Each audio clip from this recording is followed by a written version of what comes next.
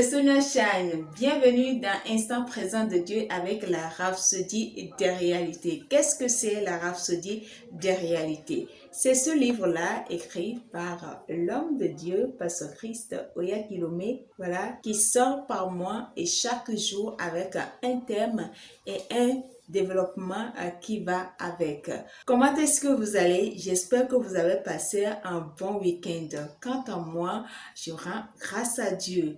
Je suis très heureuse de vous retrouver encore pour ce premier rendez-vous de la semaine. Aujourd'hui, c'est lundi et le thème du jour, c'est un thème vraiment intéressant.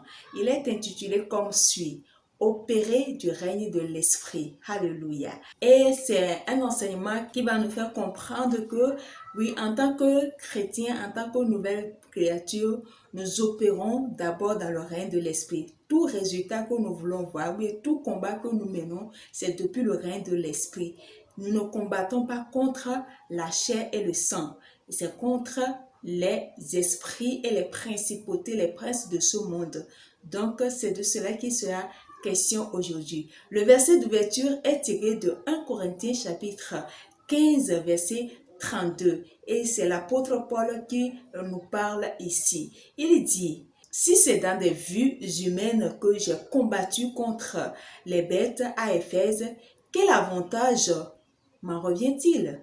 Donc, quand nous étudions les Écritures à propos du ministère de Paul à Éphèse, nous comprenons qu'il n'avait pas eu à combattre les animaux comme un gladiateur. Non, pas du tout. C'était illégal d'ailleurs de faire des citoyens romains des gladiateurs. Nous savons aussi qu'il n'est jamais allé dans la brousse pour combattre les animaux. Il n'était pas non plus engagé dans un quelconque combat avec les hommes. Alors, à quoi faisait-il allusion lorsqu'il disait qu'il a lutté contre les bêtes à Éphèse? Ce dont l'apôtre Paul nous parlait ici, et c'est ce que nous voyons dans le livre de 2 Corinthiens chapitre 1, là où il décrit cette expérience horrible, expliquant que lui et ses compagnons étaient accablés au-delà de leur force et désespéraient même de conserver la vie. Il dit, nous ne voulons pas en effet vous laisser ignorer, frères, au sujet de la tribulation qui nous est survenue en Asie, que nous avons été excessivement accablés au-delà de nos forces, de telle sorte que nous désespérions même de conserver la vie. 2 Corinthiens chapitre 1, verset 8. Nous allons voir que malgré tout cela, Dieu l'a tout de même délivré de ce grand péril. Mais ils étaient en prière et d'autres saints intercédaient aussi pour eux. Il a même dit au verset 11, « Vous-même aussi, nous assistons de vos prières. » Alléluia.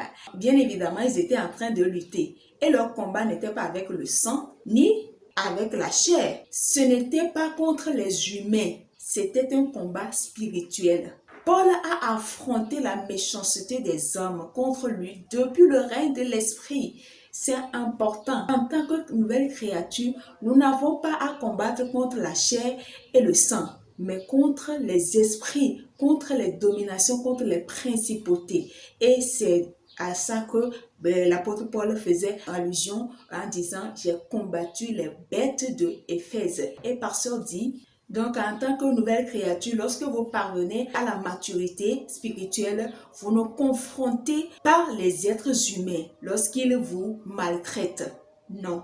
Plutôt, vous affrontez les esprits responsables de leurs actions. Qu'est-ce que nous ne remarquons pas aujourd'hui? Dans le corps du Christ, dans les lieux de prière, dans les centres de prière, on prie contre les frères, on prie contre des supposés belles-mères sorcières, des supposés frères sorciers, des supposés frères méchants. Vous allez entendre des points de prière comme quoi toute personne méchante qui ne veut pas me voir réussir, meurt, soit écarté de mon chemin. Tout mauvais yeux qui ne veut pas me voir réussir, soit éliminé de mon chemin. Non! Sachez que ce ne sont pas ces personnes-là qui agissent, même si ça vous donne l'impression que c'est eux, ce n'est pas eux. Il y a un esprit derrière. Donc, en tant que nouvelle créature, nous ne devons pas prier contre les personnes. Nous devons prier contre les esprits derrière qui manipulent ces personnes. Et je suis étonnée de voir même qu'après avoir fait ce genre de prière, que le cousin ou bien la tante qu'on soupçonne décède, on est content et on vient donner témoignage dimanche à l'église. On dit, praise the Lord, Dieu l'a encore fait, notre Dieu a encore fait. Voilà, le frère là, ou bien telle tante qui ne veut pas me voir réussir, qui est tout le temps sur ma vie, qui me pourrit la vie. La prière qu'on avait faite la dernière fois, ça a marché. Aujourd'hui, elle n'est plus. Non, non, non, non, non. Aujourd'hui, je constate qu'il y a plus de terroristes, il y a plus de tueurs à croix de Christ que n'importe où dans ce monde. Oui, parce que chaque jour, à travers nos paroles, à travers nos prières, nous tuons les gens, même si tout semble nous montrer que c'est eux qui sont à l'origine. Nous n'avons pas prié contre eux, la chair, non, mais contre ces esprits-là. Du moment où nous allons nous lever contre ces esprits-là, eux aussi seront délivrés. Ils seront libérés, elles vont revenir en elles, ces personnes-là, et se rendre compte que, je ne me comportais pas bien. Limite, c'est ça qui va les amener à donner leur vie à Christ. Oui, et c'est ce à quoi Paul fait allusion en disant, j'ai combattu contre les bêtes à Éphèse. Parce qu'on nous fait comprendre aujourd'hui que lorsque nous exerçons la domination sur ces mauvais esprits et briser leur influence sur le peuple, ils vont arrêter de penser et d'agir de manière dont il le faisait parce que les esprits responsables de ces actions ont été liés ou chassés. Pasteur pose cette question. Est-ce que les dirigeants de votre pays prennent de mauvaises décisions? Ne vous énervez pas contre eux. Dans la plupart des cas, ils ne savent pas que leurs mauvaises décisions sont le résultat des démons qui leur parlent et qui mettent des pensées dans leur cœur. Avec la prière d'intercession, en utilisant notre autorité dans le nom de Jésus sur les démons, nous pouvons changer la situation dans nos villes et nations, dit le pasteur. Le pasteur nous conseille aujourd'hui à prier, à briser l'influence des démons sur les gouvernements et les dirigeants de nos nations. Il nous exhorte aussi à être audacieux pour exercer cette puissance qui se trouve dans le nom du Seigneur Jésus-Christ pour stopper les malversations du diable dans notre environnement, dans notre monde, dans notre pays, dans nos nations et autour de nous. Alléluia. Donc voilà, nous sommes arrivés à la fin de l'enseignement d'aujourd'hui. Donc nous allons prendre la prière. Je dis et vous répétez après moi, s'il vous plaît. Je suis sensible à Dieu, aux réalités spirituelles et au monde spirituel, d'où je fonctionne depuis une position avantageuse de victoire et de domination en Christ Jésus.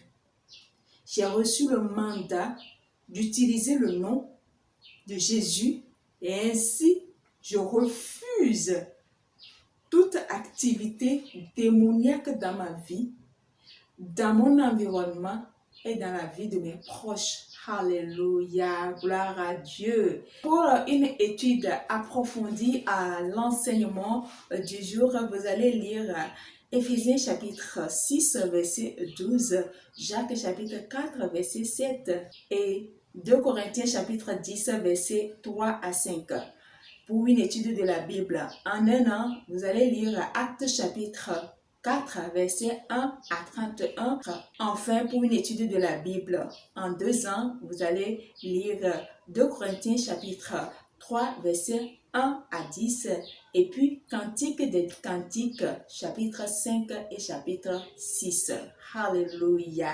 Si aujourd'hui est votre première fois de tomber sur cette vidéo, vous savez que vous n'avez pas encore fait de Jésus votre sauveur et Seigneur personnel, c'est l'occasion. Si vous ne trouvez pas d'inconvénient, je vous convie à faire cette petite prière que nous appelons la prière du salut. Je dis, vous répétez après moi, s'il vous plaît. Ô Seigneur Dieu, je crois de tout mon cœur en Jésus-Christ, Fils du Dieu vivant. Je crois qu'il est mort pour moi et Dieu l'a ressuscité des morts. Je crois qu'il est vivant aujourd'hui. Je confesse de ma bouche que Jésus-Christ est le Seigneur de ma vie à partir d'aujourd'hui. Par lui et en son nom, j'ai la vie éternelle. Je suis né de nouveau. Merci Seigneur d'avoir sauvé mon âme. Je suis désormais un enfant de Dieu. Alléluia. Félicitations, bienvenue dans la famille des enfants de Dieu, dans la famille des illuminés, dans la famille des élus de Dieu, dans la famille tout simplement des champions de la vie. Alors, aimez la vidéo, partagez-la, abonnez-vous à la page Facebook ainsi qu'à la chaîne YouTube. Activez la cloche de notification pour ne pas rater la prochaine publication. Bien évidemment, laissez des commentaires et des suggestions pour plus d'amélioration à cet échange ici. Et si Jésus tarde à revenir, je vous donne rendez-vous sur mercredi prochain. Pour l'heure, je vous dis au revoir.